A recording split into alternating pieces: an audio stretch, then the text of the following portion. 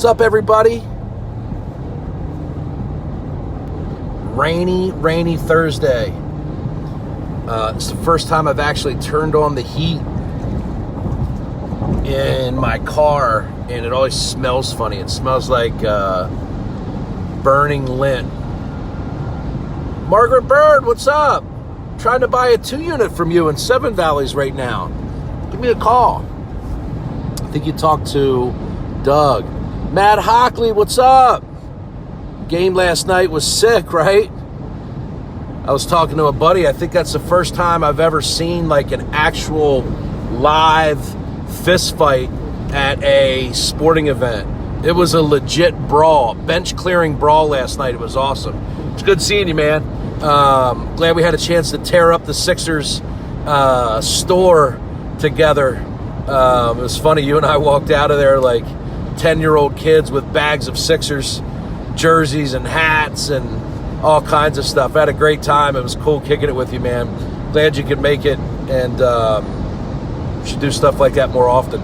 So the topic of the video for today was, I was making a deal with an investor yesterday, and he's like, man, like, basically was complaining that I was making a profit. And it happens. It's one of the things as we run our business. When we buy and sell real estate, people that buy it from us are always, curious about what we paid for it. The people we buy from obviously want to make sure they're getting a good deal. So pricing obviously comes up quite a bit when you buy and sell real estate. And a lot of times it's not even about the value of the property. It just has to do with the perception of the deal that the person thinks they're getting. Oftentimes we offer people maximum market value for homes, and either they have an emotional attachment to the property, or maybe they got an appraisal that might have been a higher value than what I believe it's worth. Nonetheless, sometimes people, no matter how great of a deal we give them, don't feel they're getting that good of a deal, so they choose not to sell it to us. And then this topic came up because I was selling the property to a client, and they're like, well, I see what you paid for it. And I said, well, okay. And, how does that impact what you're willing to pay, or how does it impact what it's worth? This particular deal I had worked on for 10 months and bought as a pre-foreclosure, had to negotiate with 2 different mortgage companies for 10 months, had to move the husband and wife out of the property. They were selling it and got stuck in a financial bind because of a divorce, so I had to help them move because one of them, had not yet made arrangements to get new housing, and was a little limited on resources and needed help. So I paid a mover to move them, gave them a deposit to get into their next rental. What the heck is that person doing standing on the side of the road? That is weird. And so in addition to what I paid, I had another probably $10,000 into the property that wasn't reflected on the deed transfer or the MLS. And of course I shared that information with them, but at the end of the conversation, this particular buyer said, why can't I get deals like you? Why can't I buy that property for $90,000 and do all that stuff? I think I was selling this particular property for $125,000 or something, or $135,000. I don't remember what the number was. We were making a reasonable profit, but I worked hard to get the deal done. And I said, man, I'd be more than happy to share with you how to go about getting that deal. And I started listing all of the things that we do to get deals. This particular deal we got from a pre-foreclosure lead. So I buy about 3,000 pre-foreclosure leads per month in 10 different counties between Pennsylvania and Maryland.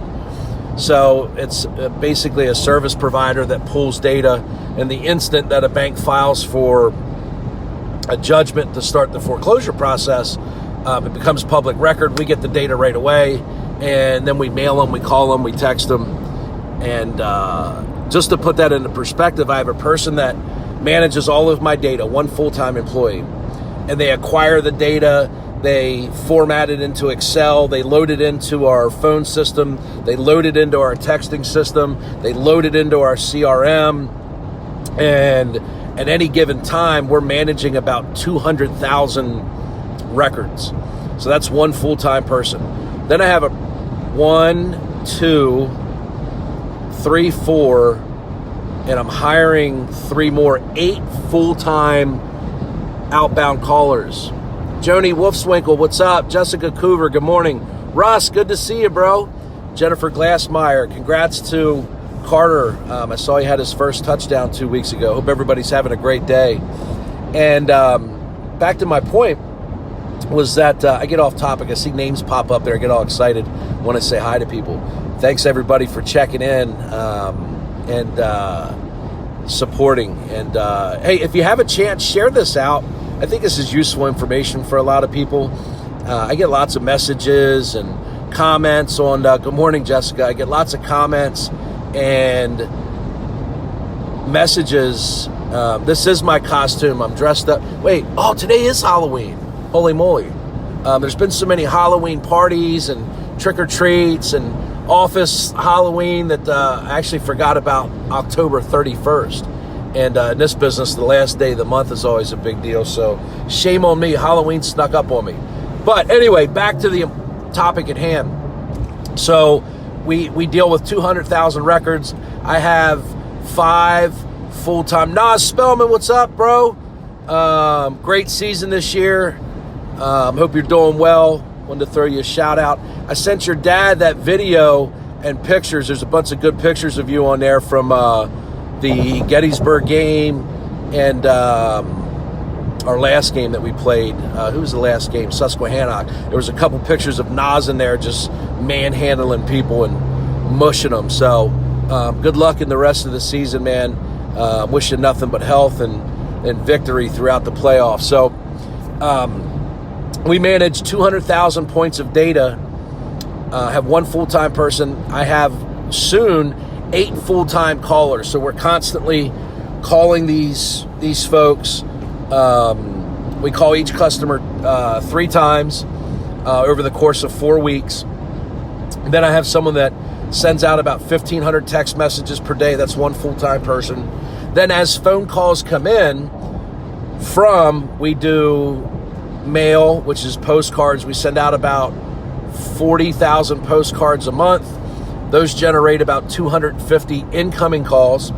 I have 2 full-time people that answer the call. We try and answer those calls live. Like the person calls, the phone rings, we attempt to pick it up. If we're not available, it goes to a 24-hour, 7-day-a-week, 365-day-a-year answering service. So that's not an employee, but we outsource that. We just started running television. We do about 300 television ads. That generates about another 150 leads that Alicia and Erica, my full-time inbound callers, answer.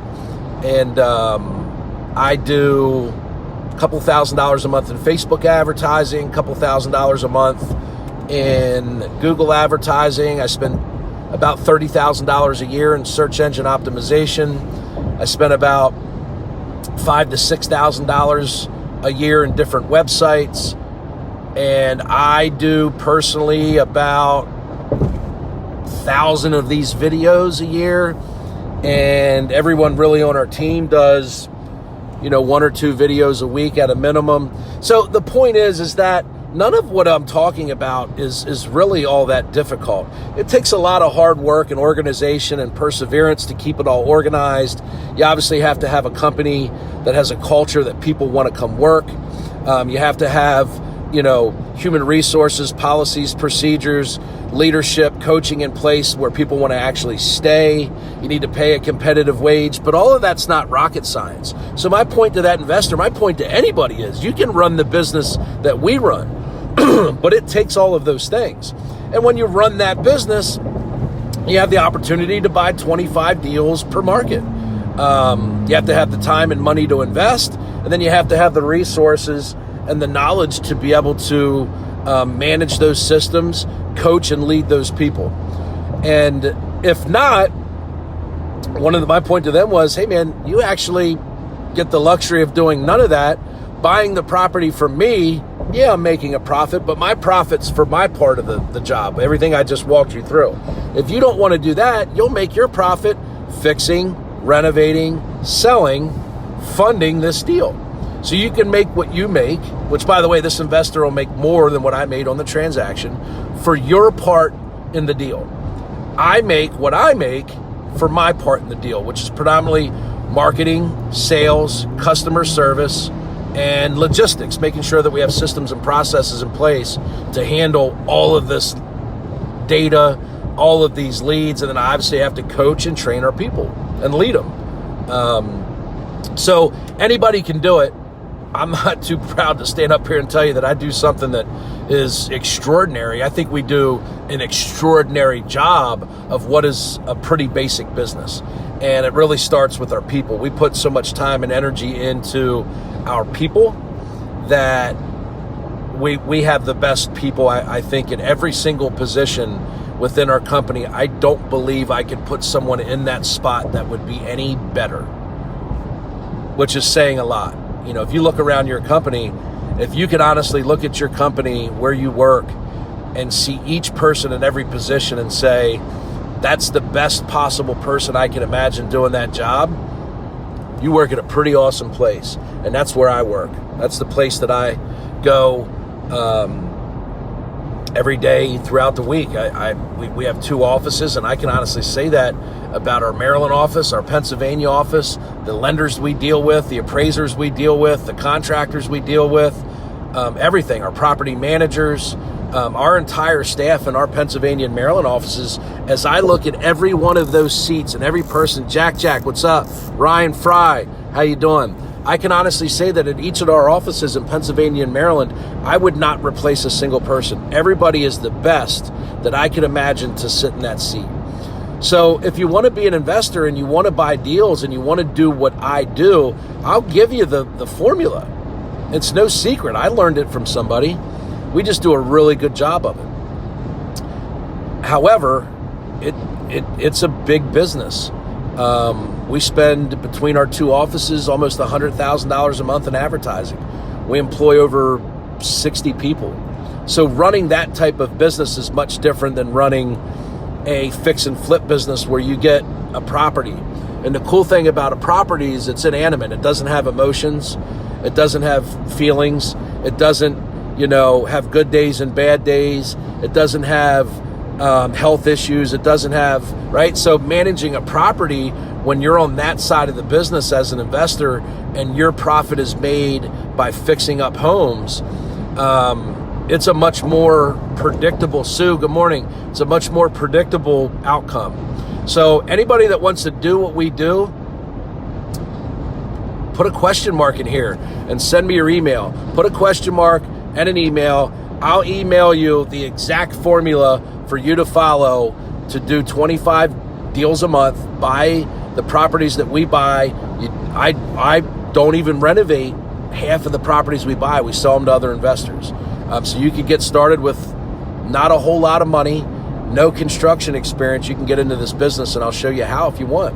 Or if you want to stay on the construction side, you want to fix up homes and you want to sell them and make a profit, people like us, people like myself, company like ours are the ones out there doing the marketing, the sales, the customer service, the data, and investing all the money up front to find those deals, take care of the customers that come along with them. And it's a much trickier process than painting a house, I can tell you that much. So, but you can do either one. Some people are better suited to do one than the other. But I wanted to share that with you. Anybody that has interest in it, just send me a message. I'll send you an email, your blueprint. I just did an entire presentation on it at a Lancaster meetup 2 weeks ago. I shared our entire process from marketing to sales to our entire business plan of how we do 25 deals a month per market, 50 total between Pennsylvania and Maryland. So just a little bit of insight as to how that part of the business runs. I hope you guys have a great day. Stay dry. It's rainy. It's kind of crappy out. I had a great time in the Sixers game. Thank you, Ronnie at Touch of Color Flooring. The entire staff over there had a great time. Class act. We had parking passes, VIP suite. It was catered, and the game was awesome. Sixers were up by 25. I'm a diehard fan. I never leave early. We left at the beginning of the fourth quarter, so I was able to get home and spend some time with my kids and kiss my wife before we went to bed. So thank you, Ronnie. Had a great time. Matt Hockley was there. Solid dude, good friend, great business associate of mine. And I hope everybody has a great day. We'll see y'all. Slow traffic.